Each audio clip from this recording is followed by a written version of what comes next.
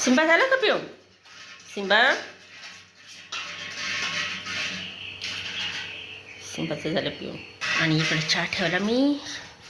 आणि सकाळचं वातावरण अगदी खिडकीतून मस्तपैकी दिसतंय. थंड हवा, इतकं म्हणजे थंडी वाढली ना काय सांगावं. कालच्या कालच खूप वाढली थंडी. आणि आज 11 तारीख आहे. आता सूर्य उगवेलच आता थोड्या वेळाने. किती लाल लाल झालंय ना सगळीकडं, मस्त.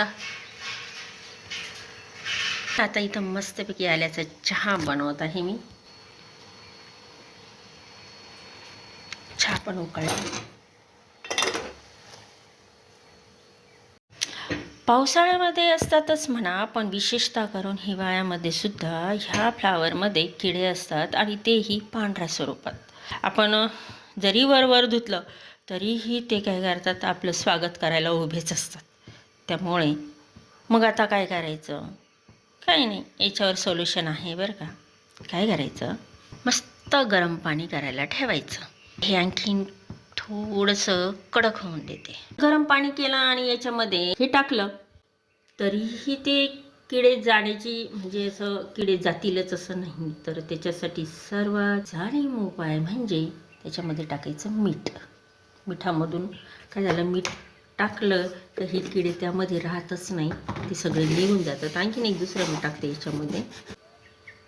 यामध्ये टाकायचं हळद. चला हे पातेलं घेते मी खाली.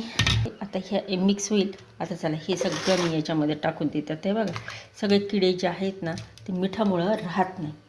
म्हणून भाज्या ज्यावेळेस आपण हे करतो ना त्यावेळेस मिठाच्या पाण्यामध्ये धुतले पाहिजेत. कलर त्याचा चेंज झाला. चला अशा हळूहळू सगळे आता काय होतील, सर्व जे बारीक निरीक खूप असे बारीक निरीक सारे किडे निघून जातील. आता यांना ठेवते 5-10 मिनटं मी असंच. आता थोडं लाली लाल गेलेलं आहे, आता उजडलं आहे. चला आता बाकीची कामं करून घेते सर्व. आता लाईट आहे तोपर्यंत हे वाटून तर घेते. चला घेतली मस्त प्युरी तयार करून. हे आता बराच वेळ झालेला मी याच्यामध्ये ठेवलेलं आहे. चला काय असेल किडे मिडे सगळे निघून गेलेले असतील ना, त्यांना चांगले धुवून घेते मी मस्त. आता बटाटेसुद्धा सालून घेतलेले आहे. यांचे पण काप करून मी काय करते, पाण्यामध्ये टाकून देते. बस झाले एवढे अर्धे नाही का. याच्यामध्ये वाटाणे, फ्लावर आणि बटाटे यामध्ये टाकून दिलेले आहे. कशात, कुकरच्या भांड्यात. आणि हे बाकीचे ना मी करल वेगळी भाजी. आता ह्यामध्ये काय करते, पाणी टाकून देते. 1 कुकरची शिट्टी घेतली तरी जमल इथपर्यंत. आता एवढं पाणी टाकलेलं आहे.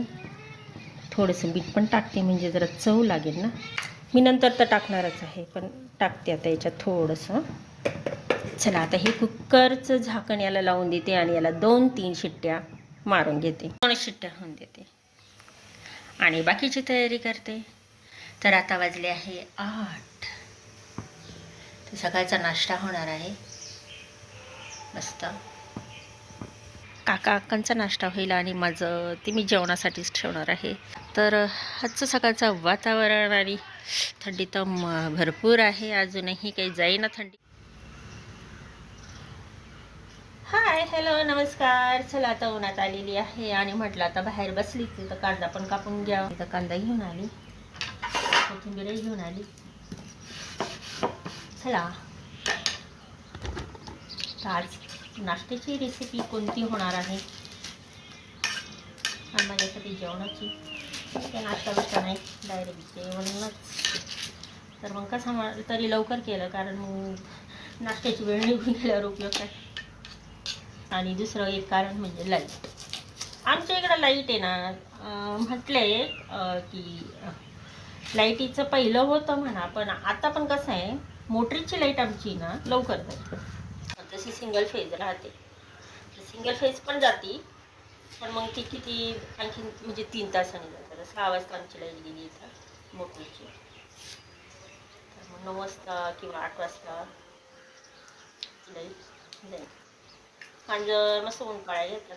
थंडी तेवढीच आहे खरंच. आणि अजून तर थंडी खूप पडणार आहे म्हणते. तर चला माझ्या मैत्रिणींना, आज मी कोणता पदार्थ बनवत आहे आणि तोही काकान त्यांच्यासाठी नाश्त्यासाठी आणि मी खास म्हणून जेवण करणार आहे. तर चला, एवढं मी सर्व कापून वगैरे घेते आणि तुम्हाला डायरेक्ट आता किचनमध्ये घेऊन जाते. चला म्हटलं, मिक्सरमध्ये दळण्यापेक्षा काकांना स्मॅशर घेऊन येते आणि त्यांनी अगदी घोटून घेते. चला, आज कोणता नवीन पदार्थ होणार आहे तुम्हाला आता मी लगेच दाखवते. मस्त शिजून झालेले आहे. आता यांना मिक्सरच्या भांड्यामध्ये वाटून घेते मी. पहिलं आता हे तर मोकळं करते. हे आता सगळं एकत्रच होणार आहे. आता काय करणार आहे,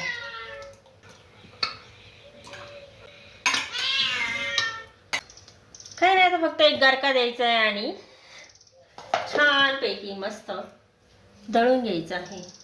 द्यायच्या अगोदर सगळं झालं पाहिजे. नंतर मनूला किती वेळा दूध दिलं ना तरी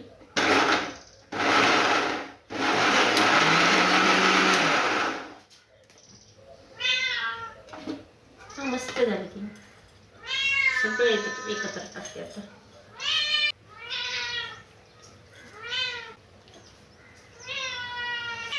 चला, आता शेवटचं उरलेलं आहे हे वटाणे आणि फ्लावर, हे पण दळून घेते. तसं ते सगळंच एकत्र झालेलं आहे. आता काही वादच नाही. आता तो ह्या पिल्लाला आहे ना, आता दूध देते पुन्हा. आता कढई ठेवलेली आहे आणि मी सुरुवात करत आहे. तेल टाकलेलं आहे. यामध्ये आता आलं आणि लसूणीची पेस्ट टाकत आहे. खूप होईल ती.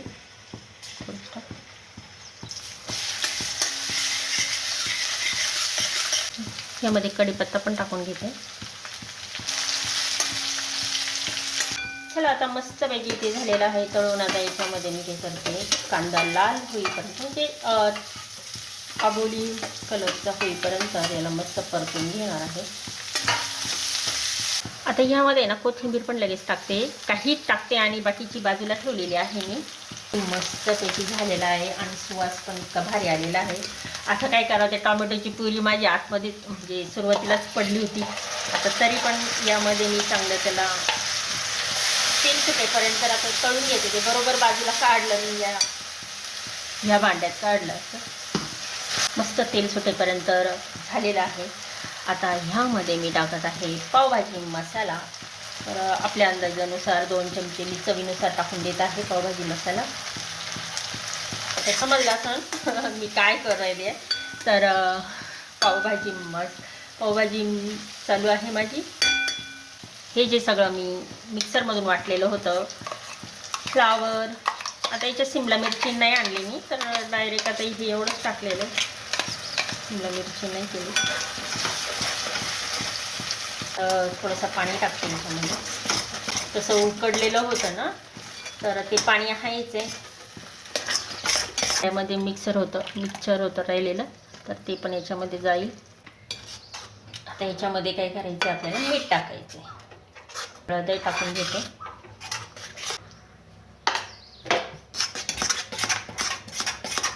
आता चवीपुरता मीठ टाकून घेतलेलं आहे. आता याच्यावर मस्तपैकी मी हे करते, कोथिंबीर अशी टाकून देते. तर बघा, अशा पद्धतीने ही पावभाजीमधली भाजी झालेली आहे. आणि आता पाव भाजायला घेते मी. काय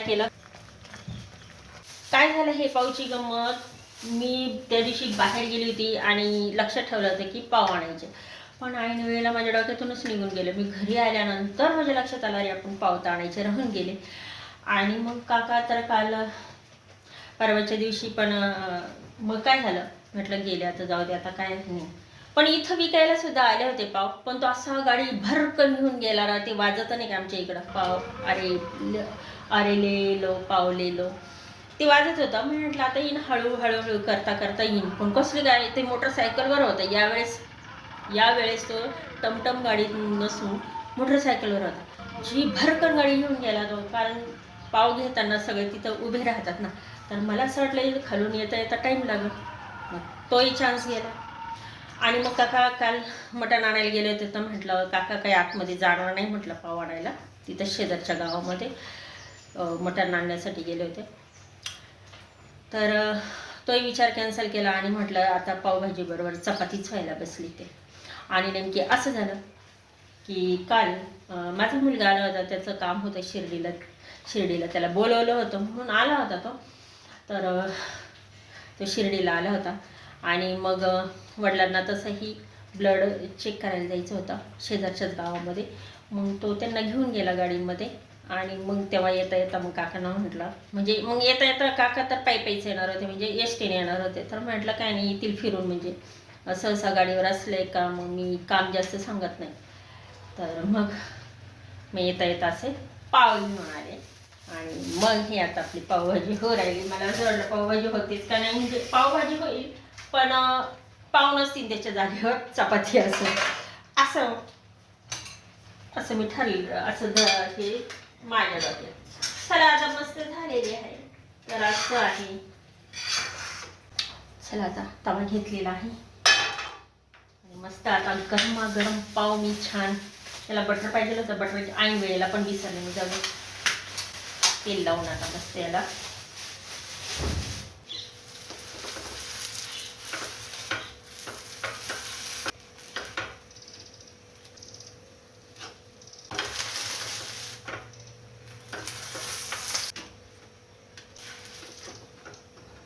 पावभाजी झालेली आहे आणि अक्का आणि काका यांना नेऊन देते मी.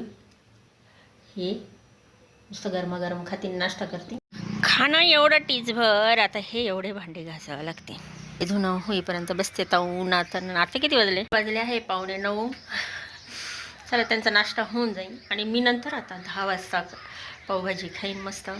तर चला आता माझा सकाळचा रुटीन होता, रुटीन चालू आहे अजून.